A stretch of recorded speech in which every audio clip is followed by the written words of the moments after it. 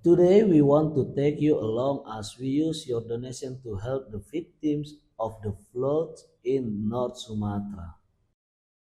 Right now, we are on the way to Sibolga, a 7-hour journey by public transport.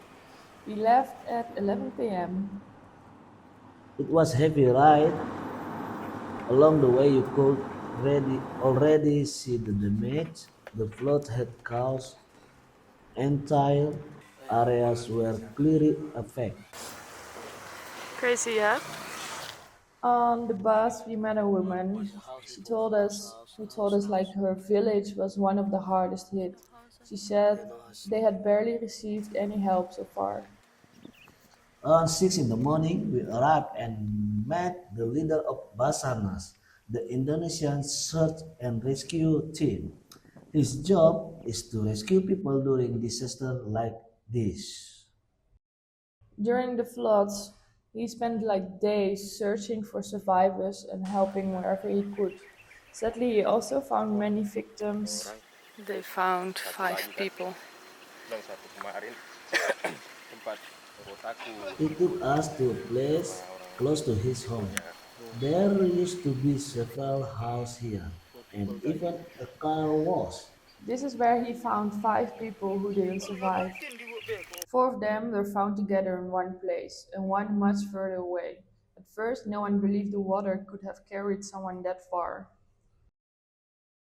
After that, we went to his office where he showed us how high the water had reached. Berarti rumah Ken ini gede atau rumah? Rumah. This house. Wah, tapi udah ngungsi lah orangnya ya. Even their office had to be evacuated. The stories he told us were unbelievable. It's hard to imagine the water rising that high.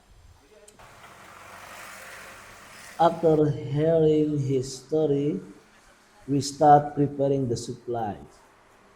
There's a village that was heavily affected, but has received little to no help so far, just like the woman on the bus told us. So we decided that this would be our focus. I had a friend who has been helping a lot in that area. She even stayed there for a month to support the people. She told us where we could buy the groceries so we could also support the local village shop. We asked her what the people needed the most. She told us that many families didn't even have the basic necessities anymore. So with the donation money, we went to the store. We bought rice from the local farmers and villagers. When we explained that the food was for the families affected by the floods, they gave us the best price possible. Everyone wanted to help in their own way. Then we went to another store where they gave us everything for the quickest price. We focused on the essential like shampoo, soap, toothpaste, toothbrush, oil, salt, sugar, and bread. Because we wanted to distribute everything as fairly as possible, we made families packages. Someone from the village helped us to create a list of the families who needed help the most and who hadn't received any support yet. This day it has been extremely hot here, in a way that also feels like a relief because it means there hasn't been any more heavy rain. We spent almost 3 hours packing everything in the heat.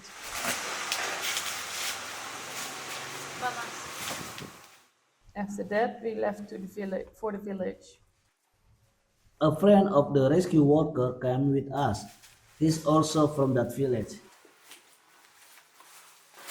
Soap, salt, rice, oil, sweet pasta, toothbrush. More than 100 packages with food. Let's go.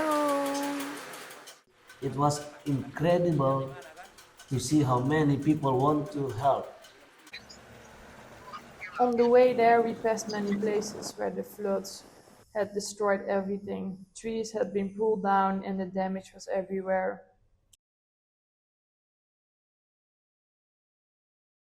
The closer we got, the quieter we became. It was hard to process what we were seeing. When we arrived, we realized that almost the entire village was gone. You could still see some houses standing, and the marks on the walls showing how high the water had reached it, that the people will welcome us when we arrive. We were speechless. Our hearts broke seeing that many families had lost their homes and now sleeping in tents.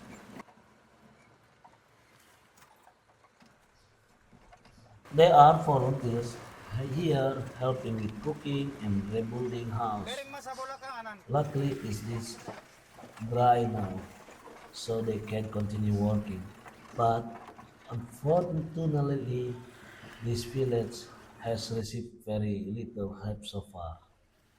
Kia also has another friend who is helping by sponsoring trucks to bring supplies. Even they were affected because they live in a nearby city.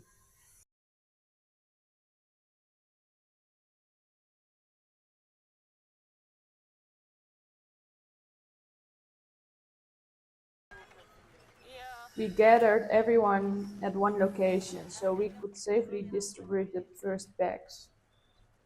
For the children, we also brought sweet bread.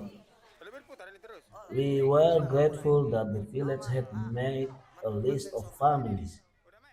That way, we could distribute everything in a fair and organized way.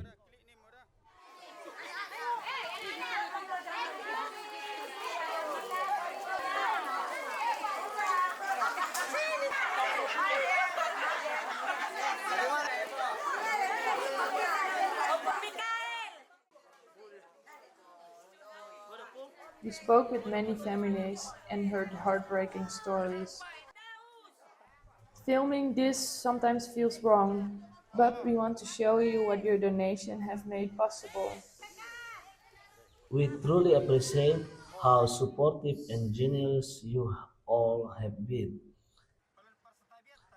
After that, we went to the area where families are staying in tents. There we met the volunteers. They are young girls and boys with heart of gold.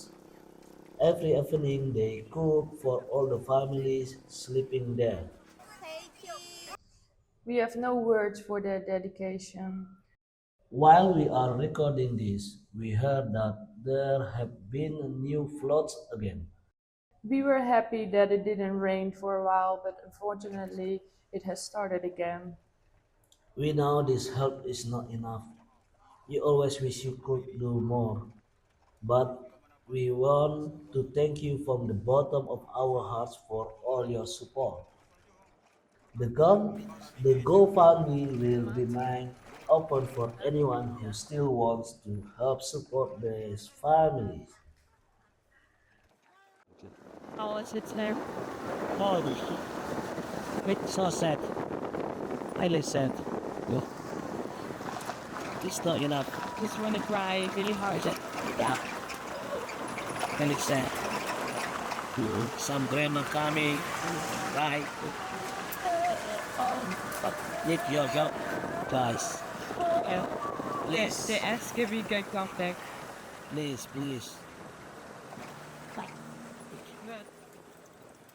also, Big love and thank you from us, B and Kjell.